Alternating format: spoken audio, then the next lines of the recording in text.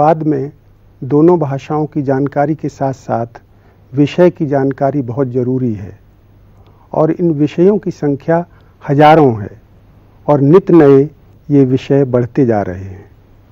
सुविधा के लिए अनुवाद को ध्यान में रखकर हम इस सामग्री को कुछ प्रमुख भेदों में बांट सकते हैं। इसके एक सिरे पर है साहित्यिकानुवाद, दूसरे सिरे पर, अंतिम सिरे पर बल्कि कहें, तकनीकी साहित्यिकानुवाद। आज हम साहित्यिक अनुवाद के बारे में चर्चा करेंगे। हमारे बीच प्रोफेसर निर्मला जैन आई हुई हैं। आप दिल्ली विश्वविद्यालय की हिंदी विभाग की अध्यक्ष रही हैं और आपका अनुवाद के क्षेत्र में, खासतौर से साहित्यिक अनुवाद के क्षेत्र में विशेष काम है। इसके अलावा वे ऐसी संस्थाओं से जुड़ी रही हैं जहां अनुवाद कार्य होता है।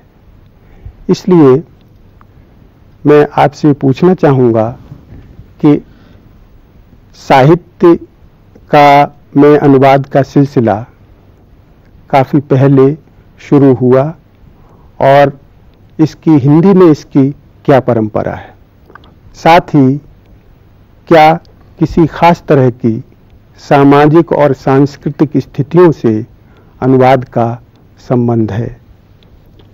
निश्चित रूप से शर्मा जी, अनुवाद का संबंध हमारी सांस्कृतिक आवश्यकताओं से होता है और परंपरा को अगर आप पीछे ले जाएं और देखें ध्यान से, तो अनुवाद की परंपरा हमको रीतिकाल से ही मिलनी शुरू हो जाती है। रीतिकाल में जब काव्यशास्त्र का चिंतन करने की आवश्यकता कवियों ने समझी, तो उनको लगा कि इसके लिए उन्हें संस्कृत की तरफ देखना चाहिए और उस समय आप देखेंगे कि एक बड़ी संख्या में संस्कृत के काव्यशास्त्र से अनुवाद भी हुए और उनकी उद्धरणी जैसी पर्याप्त हुई है। लेकिन रचनात्मक साहित्य का अनुवाद उस समय बहुत नहीं हुआ। आप जब आगे आते हैं आधुनिक युग में, तो एक आधुनिक भावबोध के साथ, क्योंकि हम लोग पश्चिम की तरफ देख रहे थे और हमारा ख्याल ये था कि शायद जो नई दिशा है या ज्ञान विज्ञान के नए क्षेत्र हैं या नई चेतना है, वो पश्चिम से आ रही है।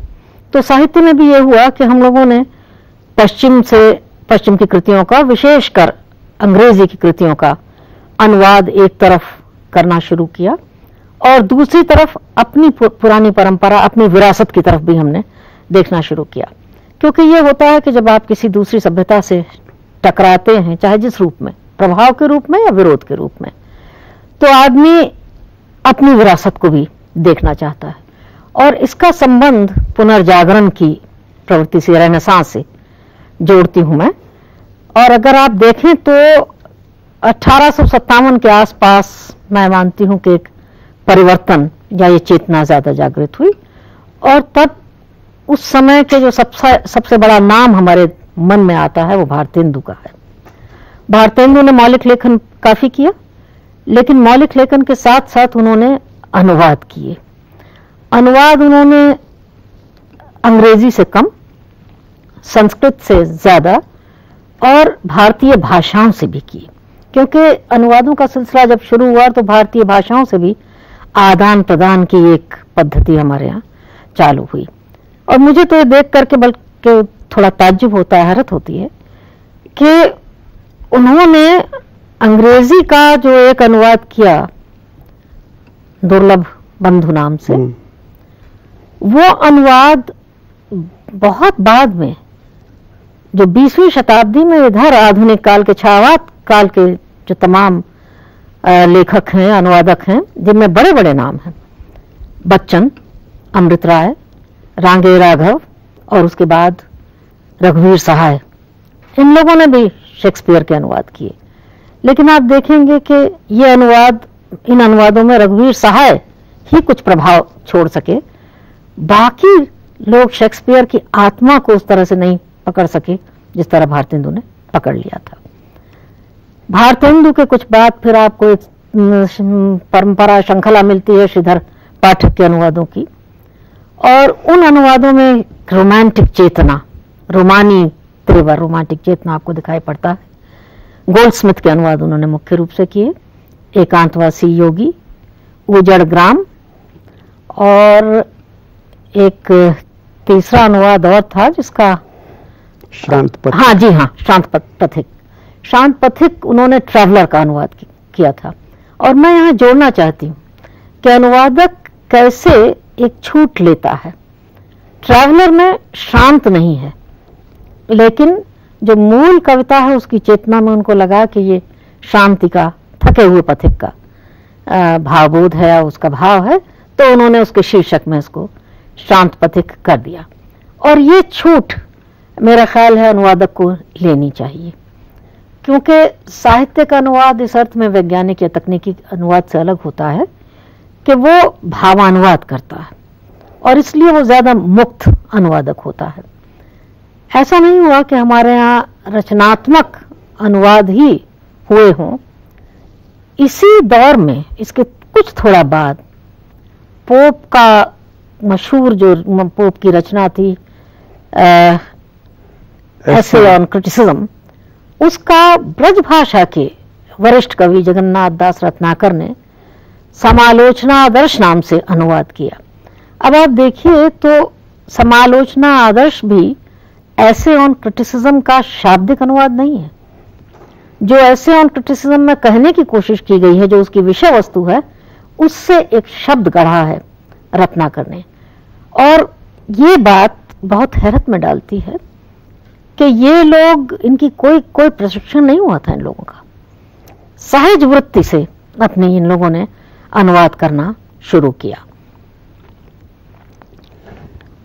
इसी से मुझे एक बात ये ध्यान आ रही है यूरोप पश्चिम के संदर्भ में, खासतौर से अंग्रेजी के, कि शेक्सपियर के समय में काफ़ी अनुवाद कार्य हुआ, विशेष रूप से लैटिन से, रोमन हिस्ट्री का।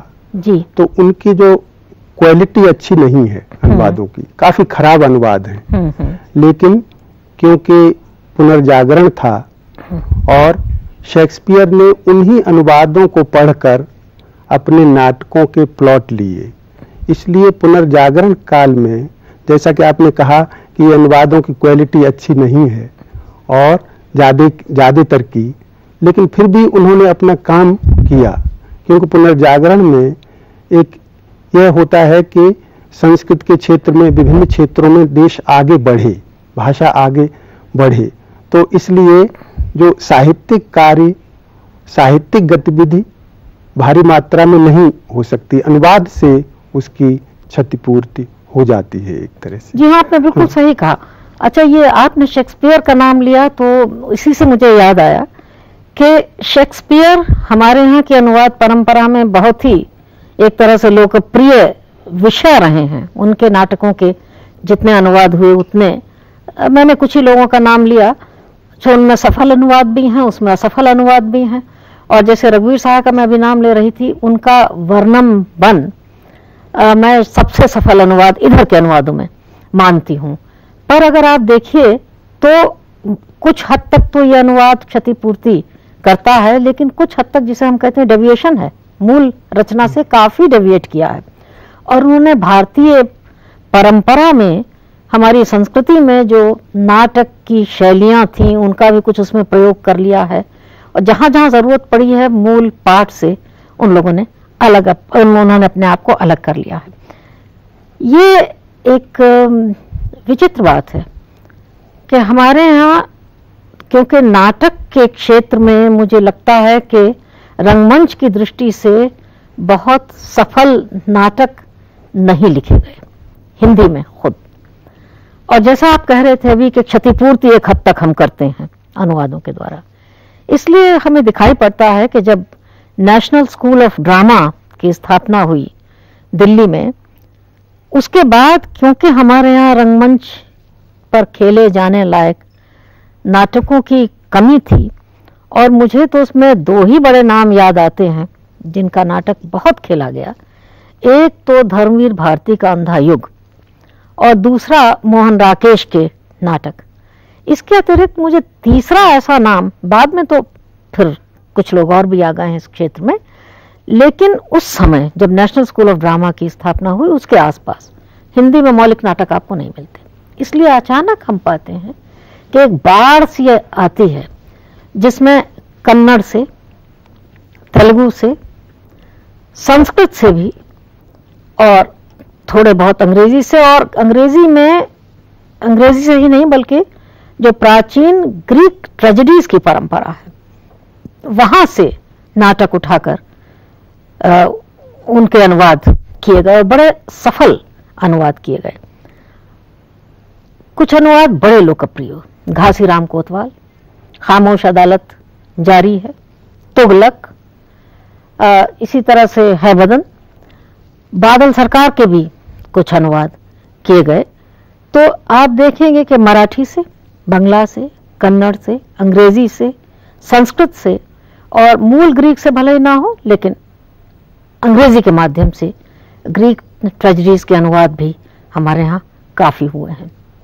इसके अलावा एक चीज़ जो मुझे हिंदी के अनुवादों में जिसकी तरफ मेरा ध्यान जाता है कि जब उपन्यासों की रचना हमारे यहाँ शुरू हुई तो कहा तो यही जाता है कि बंगला के प्रभाव से आई, प्रभाव भी आया और बंगला से अनुवाद भी बहुत हुए हैं उपन्यासों के। बंकिम के बहुत अनुवाद हमारे यहाँ हुए। रविन्द्रनाथ ठाकुर का तो समग्र साहित्य ही अनुदित साहित्य के रूप में हमें मिलता है और उनका बहुत प्रभाव पूरे छायावाद के आंदोलन पर रहा इन अनुवादों का।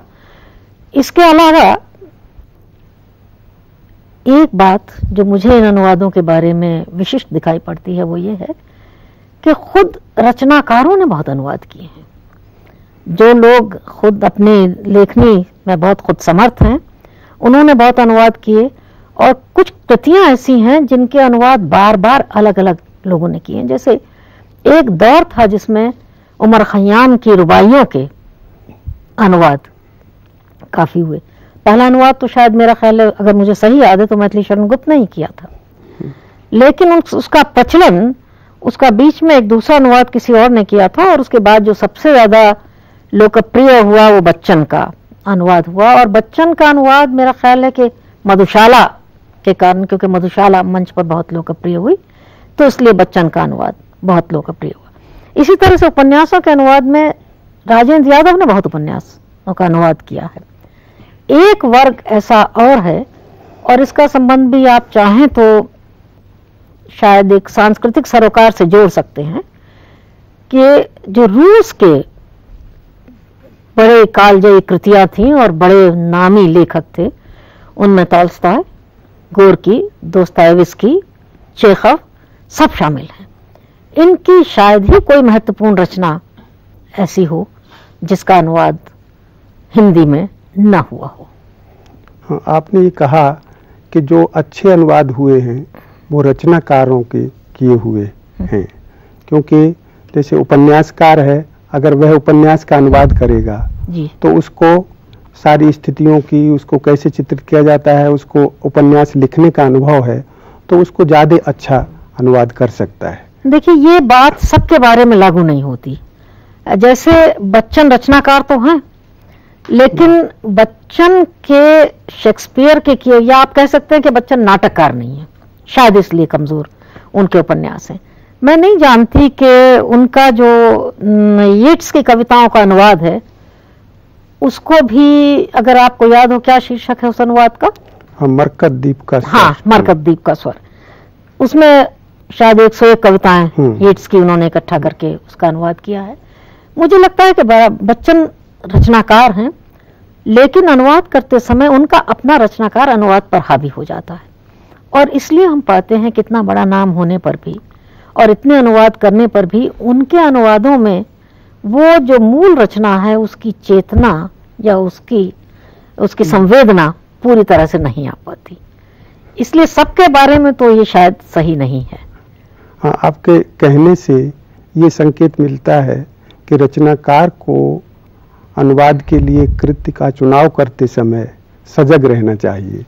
मैं समझता हूँ कि ये दोनों, शेक्सपियर और यीट्स, ये दोनों, ये इनकी सेंसिबिलिटी के रचनाकार नहीं है। हाँ, ये कठिन है। हाँ, कठिन है। काफी अर्थ समृद्धि है, काफी उनमें औदात्य है और काफी अर्थ की गहराई है। देखिए, मैं मानती हूँ कि अनुवाद कर्म जो होता है वो एक तरह से परकाया प्रवेश की तरह से होता है। मतलब ये लगभग वैसा ही होता है जैसे आप किसी दूसरे की भूमिका को रंगमंच पर प्रस्तुत करते हैं तो आप वही हो जाते हैं, या कम से कम आपको वही हो जाना चाहिए जिसकी आप प्रस्तुति कर रहे हैं। ठीक उसी तरह से मुझे लगता है कि अनुवाद करते समय किसी सीमा तक आपको एक सेल्फ नेगेशन, अपने आप को नकारना पड़ता है या अपने मां को दबाना पड़ता है, और उसके साथ साथ लेकिन अपनी रचनात्मकता को आप एक किनारे रख भी नहीं सकते। तो ये अजीब तरह का एक द्वंद्व होता है कि एक तरफ आप दूसरे के साथ तादात्म्य करके उसकी चेतना को आत्मसात करने की कोशिश कर रहे हैं, लेकिन जब साहित्यिक अनुवाद की यही खासियत होती है कि उसकी चेतना को आप आत्मसात तो करते हैं, लेकिन आत्मसात करते समय उसे आप अपनी पूरी सृजनात्मक क्षमताओं के साथ आत्मसात करते हैं। तो कभी कभी जरूरत पड़ती है कि आप अपनी कल्पना का भी, अपने रचनात्मक सामर्थ्य का भी उसमें उपयोग करें। अगर मूल रचनाकार और अनुवादक के व्यक्तित्व में बहुत बड़ा अंतराल या खाई होगी, तब अनुवाद में थोड़ी सी कठिनाई आ जाती है, इतना मतलब सफल अनुवाद में। और शेक्सपियर, ये कहने की जरूरत नहीं है कि शेक्सपियर और बच्चन जी के व्यक्तित्वों में काफी बड़ी खाई या काफी बड़ा अंतराल है।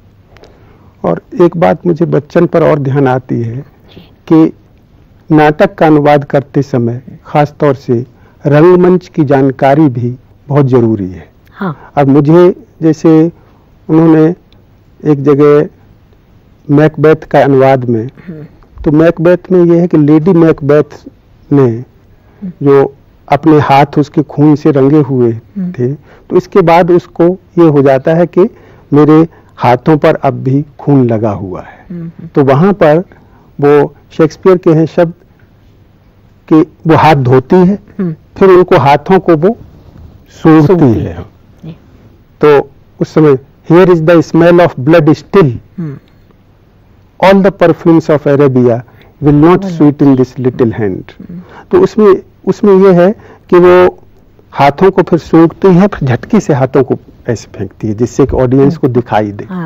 बच्चन ने इसको नहीं समझा, उन्होंने बार बार उसको सूंघवाया है हाथों को, तो उसको सारा उसका इफेक्ट खराब कर सारा प्रभाव उसका नष्ट हो गया। माने जो व्यंजना उसमें थी वो चली गई। इस तरह का ये एक ही उदाहरण नहीं, उन्होंने अक्सर उस नाटकों में शेक्सपियर के अक्सर कई जगह वो पकड़ नहीं पाए हैं उस पूरी चेतना को, और उन्होंने ऐसा अर्थ का अनर्थ उन्होंने कई जगह किया है। एक अकेला एकमात्र उदाहरण नहीं। शर्मा जी, मेरे मन में ये बात है तो कि रचनाकार होता तो बेहतर अनुवाद होता है, लेकिन अब जैसे आप देखिए कि शैली, कीट्स और वर्ड्सवर्थ तीनों कवि हैं, इन तीनों कवियों का अनुवाद यतीन्द्र ने किया है। और शैली, कीट्स और वर्ड्सवर्थ की जो रोमानी चेतना है, मुझे नहीं लगता कि यतीन्द्र जी के पास वो रोमानी चेतना है, लेकिन फिर भी अनुवाद तो किया है उन्होंने। तो मुझे ऐसा लगता है कि थोड़ा सा इन लोगों को छूट, या जिसको हम कहते हैं स्पेस, देनी ही पड़ती है हम लोगों को, ये सोच करके कि भाई श्रम भी सुखसा रहा, आप कहें इसको, कि कुछ अनुवाद जो होते हैं वो सृजनात्मकता से आते हैं और कुछ अनुवाद श्रम से आते हैं सामने।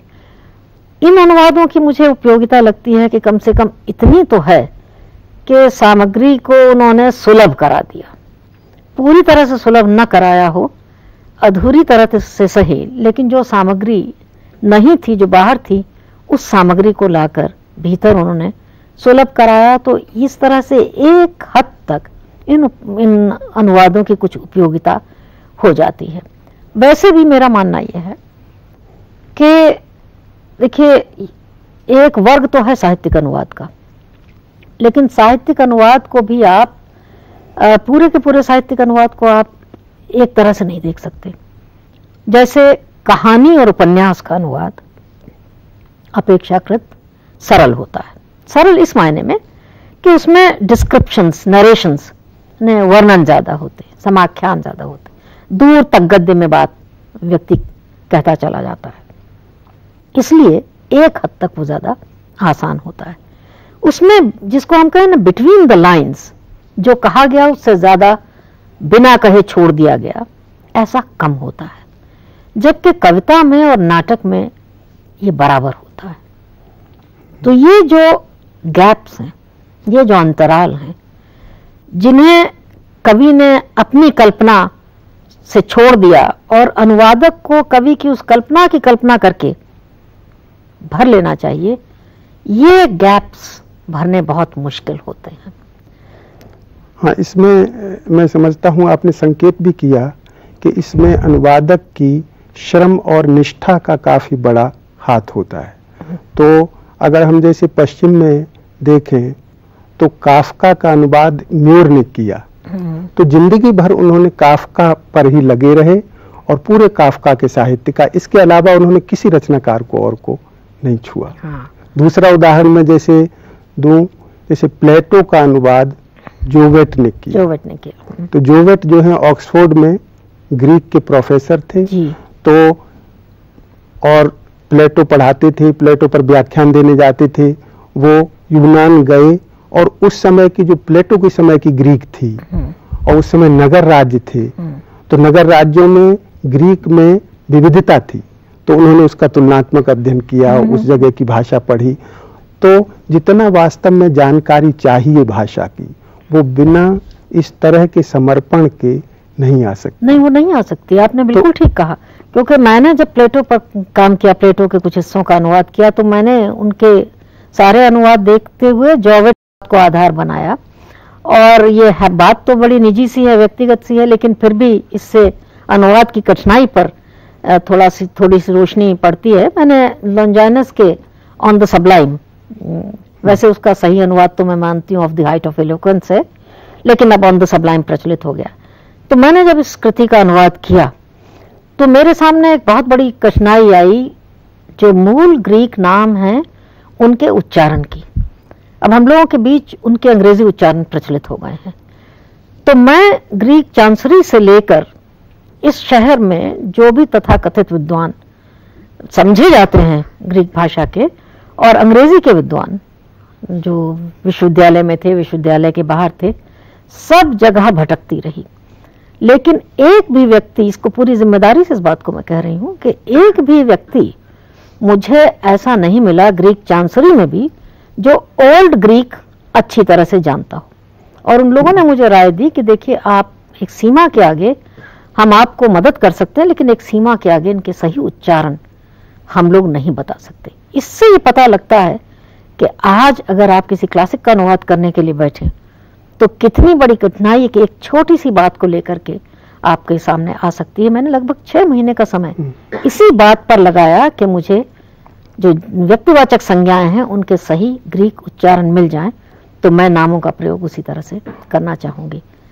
और मेरा ख्याल है काफी हद तक मुझे सफलता मिली, लेकिन आज भी मैं ये नहीं कह सकती कि मुझे 100% सफलता उसमें मिल गई। प्रोफेसर जैन, आपने अनुवाद की कुछ कठिनाइयों की चर्चा की, लेकिन साहित्यिक अनुवाद के में ये कठिनाइयां सबसे ज्यादा हैं, और विशेष रूप से कविता के अनुवाद में। क्या आप बताना चाहेंगी कि मुख्य कठिनाइयां कौन सी हैं? पहली बात तो ये शर्मा जी कि कविता में और गद्य में कठिनाइयों में बहुत अंतर तो नहीं होता, दोनों में ही हो सकती हैं। कुछ कठिनाइयां ऐसी हैं जो दोनों में होती हैं, कुछ कठिनाइयां ऐसी हैं जो कविता में ज्यादा होती हैं। सबसे बड़ी कठिनाई मैं मानती हूँ सांस्कृतिक अंतर की होती है, जो अनुवादक और मूल लेखक के बीच में होता है। अगर दोनों के समय में बहुत बड़ा अंतर हो तब ये कठिनाई और ज्यादा बढ़ जाती है। जैसे उदाहरण के लिए, हम लोगों की भारतीय भाषाओं में रिश्तों के बोधक बहुत से शब्द हैं। हम हर रिश्ते को परिभाषित करते हैं, मौसी, मामी, चाची, ताई, इन सब के लिए अलग अलग शब्द हैं, अलग अलग रिश्ते के। लेकिन आप अंग्रेजी में देखिए तो इन सब के लिए एक ही शब्द है, आंट। ठीक उसी तरह से नीस, नेफ्यू या कजन, ये तमाम रिश्तों के बोधक शब्द हैं। दोनों भाषाओं में बहुत अंतर है। इसलिए अनुवादक को हमेशा जब वो अनुवाद करता है तो ये संदर्भ से अंदाज लगाना पड़ता है कि वहां किस शब्द का प्रयोग किस रिश्ते के लिए किया गया है। इसी तरह के कुछ शब्द होते हैं जो वस्तुबोधक शब्द होते हैं। कुछ वस्तुएं हैं, हम लोग उनका इस्तेमाल करते हैं, दूसरी भाषाओं में उनके वाचक शब्द नहीं है, या उल्टा इसका।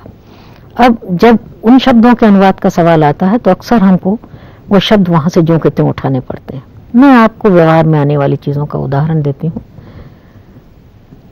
अवन का अनुवाद तंदूर नहीं हो सकता और उसी तरह तंदूर का अनुवाद अवन नहीं हो सकता। तंदूरी जब हम कहते हैं तो हम बेक्ड कह के उसका अनुवाद नहीं कर सकते। ठीक इसी तरह से कपड़े लत्ते जो हम पहनते हैं, अब पश्चिम में जो स्कर्ट है वो हमारे यहाँ लहंगा नहीं है, जो हमारे यहाँ लहंगा है वो वहाँ स्कर्ट नहीं है। ये वस्तुबोधक चीजों के बारे में कठिनाई पैदा होती है। इससे ज्यादा कठिनाई होती है जिसे मैं कहती हूँ सांस्कृतिक शब्दावली में। हमारे यहाँ दीपक के साथ क्रिया हमेशा बढ़ाना लगाई जाती है, दुकानें बढ़ाई जाती हैं, दीपक बढ़ाए जाते हैं, बुझाए नहीं जाते। बुझाना अपशकुन होता है। इसी तरह से चूड़ियां हमारे यहाँ तोड़ी नहीं जाती, टूटती नहीं है, चूड़ी मौल गई, क्योंकि चूड़ी का टूटना वैधव्य का संकेत देता है। इससे ज्यादा कठिनाई जो कविता के क्षेत्र में विशेष रूप से आती है वो ध्वन्यार्थ व्यंजक शब्दावली को लेके। कुछ शब्द हैं उनकी ध्वनियां अर्थ की व्यंजना करती हैं, उनके अनुवाद नहीं हो सकते। तुलसीदास की बड़ी प्रसिद्ध पंक्ति है, कंकन किंकिनी नूपुर धुनी सुनी। अब ये कंकन किंकिनी नूपुर धुनी सुनी, इसका किसी भी भाषा में इसी तरह की अर्थ व्यंजना करने वाले शब्दों से इसका स्थानापन्न ढूंढ लेना या इसकी व्यंजना करना बहुत कठिन है। खड़ी बोली में ही रघुवीर साहब की बड़ी प्रसिद्ध कविता है, नॉनसेंस कविता है एक तरह से। अगर कहीं मैं तोता होता तो क्या होता, होता तोता तोता होता, ऐसे करके वो तोते पर पन करते हुए लगातार वो कविता आगे बढ़ती है। डायरेक्ट अनुवाद करने से वो कविता की आत्मा ही बिल्कुल नष्ट हो जाएगी। इसके अलावा कुछ शब्द ऐसे होते हैं जो एक से अधिक अर्थ देने वाले होते हैं, और दूसरी भाषाओं में उनके पर्याय अगर आप ढूंढें तो जरूरी नहीं है कि वो पर्याय वो सारे अर्थ व्यंजित करें जो मूल भाषा में वो मूल शब्द व्यंजित कर रहा। प्रोफेसर जैन, ये आपने बिल्कुल ठीक कहा कि साहित्यिक रचना का अनुवाद एक तरह से मूल रचना की ओर अग्रसर होने लगता है, और इसका कारण ये है कि अनुवादक मूल रचना का जो कथ्य अनुवाद में नहीं आ पाता उसको लक्ष्य भाषा के स्रोतों से पूरा करने की कोशिश करता है। ऐसा करने से रचना का स्वरूप बदलने लगता है और वह स्वतंत्र रचना का रूप ग्रहण करने लगती है। लेकिन सफल अनुवाद वही माना जाएगा जिसमें कलात्मकता के साथ साथ प्रामाणिकता भी रहे। वह प्रामाणिक भी हो और उसमें कलात्मक सौंदर्य भी हो। इन दोनों के बीच संतुलन बहुत जरूरी है। प्रोफेसर जैन, मैं आपको धन्यवाद देता हूं कि आपने यहाँ आकर अपना समय निकालकर यहाँ साहित्यिक अनुवाद के बारे में हमें बताया, उसकी कमियों के बारे में, सफल अनुवाद के बारे में बहुत सी नई सामग्री आपने हमको दी। मैं पुनः आपको इस बारे में धन्यवाद देता हूँ।